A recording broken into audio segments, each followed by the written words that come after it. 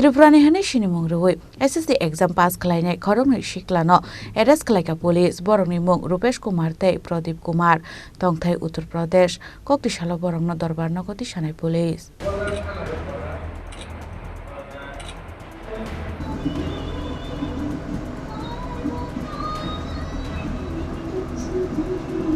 Party मुनादै कक्तमन बिसिंतै सेमानगा उत्तर प्रदेशनि खरंनि सिख्लातै खरकसा सिक्ली SSC exam रुमानि Kamalpur सुरमा विधानसभा आमसानि address रुहै बरंनि मुं रुपेश कुमार प्रदीप कुमार तै ममता सिंह फियाबा बरंनि थानि काइसा डकुमेन्ट गरैनि बागै बरक मरसरा सीएससी सेन्टर बाय गोरोंखा कमलपुरनि डकुमेन्ट टिक्लाय रोनानि बागै आबुनो रगैनो 8 अगस्त बरक फाइमानि खाम्बा साव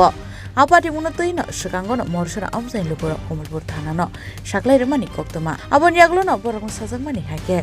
शालेमा थानानि पुलिस रक एरेस्ट खालायका अभायकन पार्टी बंग करंजाक तंगै खरकसा बरंनि मुंबो साइमानका कक्ति शालो बरंनो हांकर दरबार नगति साने पुलिस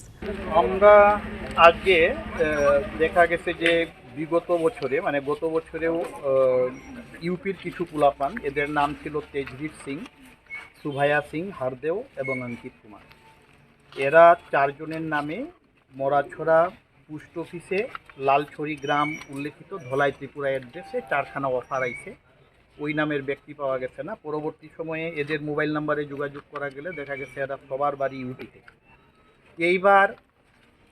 স্টাফ সিলেকশনের রিটেন পরীক্ষার রেজাল্ট আউট হয়েছে এই রেজাল্টের মধ্যে দেখা গেছে যে সেম অ্যাড্রেসে 3 জন বাচ্চা যাদের বাড়ি ইউপি এর মধ্যে একজন রূপেশ কুমার মমতা সিং এবং প্রদীপ কুমার এরা 3 জন এই 3 জনই ত্রিপুরা কোটা থেকে রিটেন পরীক্ষায় পাস এদের কাছে কোনো ডকুমেন্ট নাই এর মধ্যে রূপেশ কুমার এবং প্রদীপ কুমার দুজন গতকালকে কমলপুরে আইছে এবং এইখানের কমলপুরের স্থায়ী বাসিন্দা হিসাবে এরা কিছু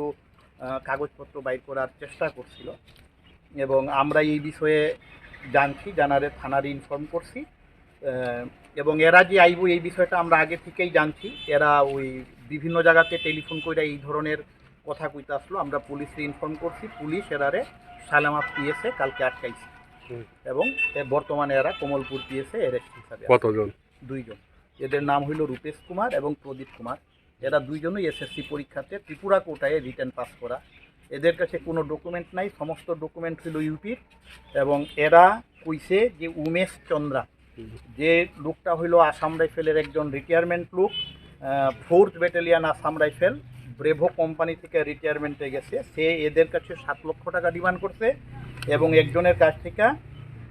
1 লক্ষ টাকা এবং একজনের এখান থেকে 50 লক্ষ টাকা নিছে নেওয়ার পর এই ডকুমেন্ট সমস্ত কিছু রেডি করার কথা কইয়া এরা এইখানে পাঠিয়েছে ব্যুরো রিপোর্ট চিনি খরাং।